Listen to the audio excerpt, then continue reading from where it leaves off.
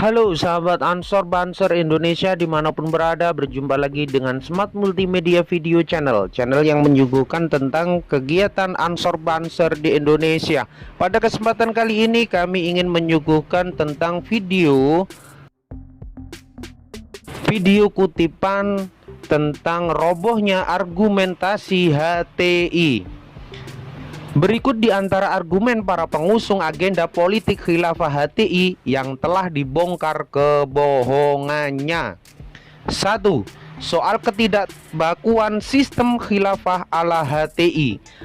HTI pun terdiam seketika begitu ditunjukkan secara ilmiah dan data valid bahwa tidak satu pun dalil Al-Quran, hadis, maupun kitab-kitab muktabaroh para ulama yang mewajibkan mendirikan khilafah atau khilafah dalam arti sistem pemerintahan ala HTI.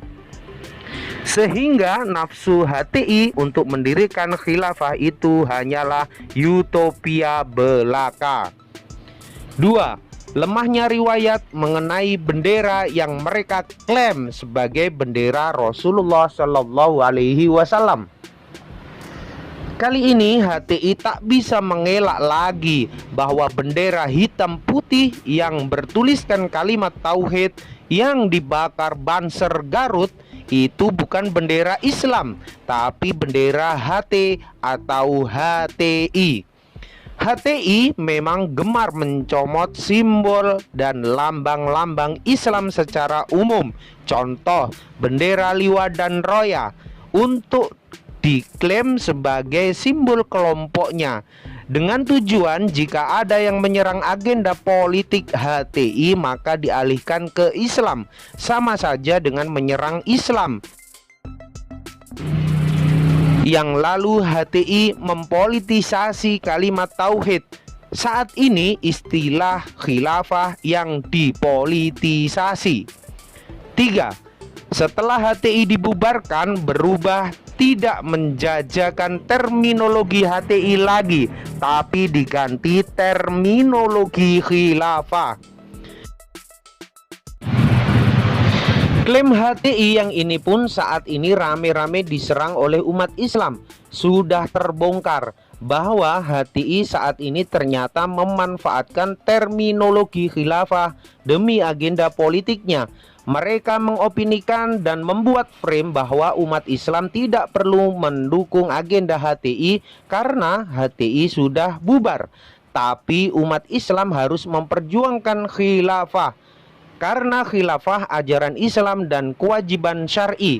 Boleh membenci HTI, tapi jangan membenci syariah dan khilafah. Itulah koar-koar mereka saat ini yang selalu dipropagandakan. Namun, lagi-lagi igoan HTI telah dibungkam dengan telak oleh ulama dan aktivis Islam yang cinta NKRI. Dibongkarlah kalimat yang mengecohkan itu sehingga keluar istilah counter narasi. Islam yes, khilafah no. Syariah yes, khilafah no. Maka terdiamlah para pengasong HTI seketika. 4. Kritik sanad dan matan terhadap hadis khilafah ala minhajin nubuwah. Dalil HTI yang meyakini bahwa akan ada khilafah ala minhajin nubuwah kedua yang diklaim HTI sebagai khilafahnya, ternyata hadis tersebut dibongkar kebohongannya.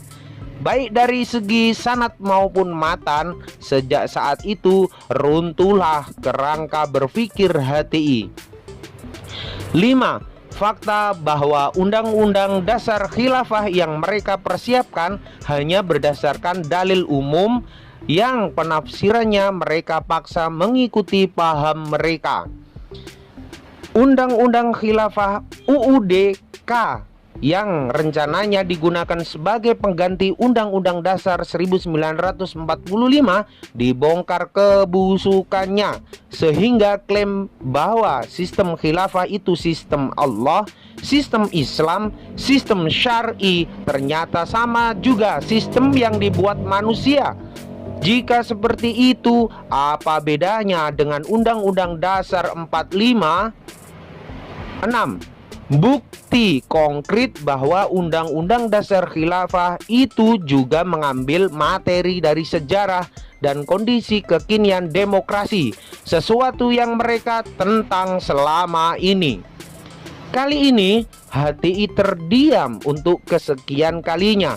Kampanye mereka yang anti demokrasi, menuduh demokrasi kafir, demokrasi ciptaan Plato dan bla bla bla. Ternyata dalam Undang-Undang Khilafah mereka juga mengadopsi demokrasi, apa yang mereka kafirkan dan togutkan selama ini. 7. Menyorongkan hadis seputar munculnya Imam Mahdi, di mana dalam sejumlah teks hadis tersebut ada indikasi bahwa khalifah hadir sebelum datangnya Imam Mahdi. Ini sepertinya senjata pamungkas HTI. Dalam rangka pembenaran khilafahnya, mereka membonceng hadis terkait Imam Mahdi. Padahal terma Imam Mahdi ini populer di kalangan Syiah.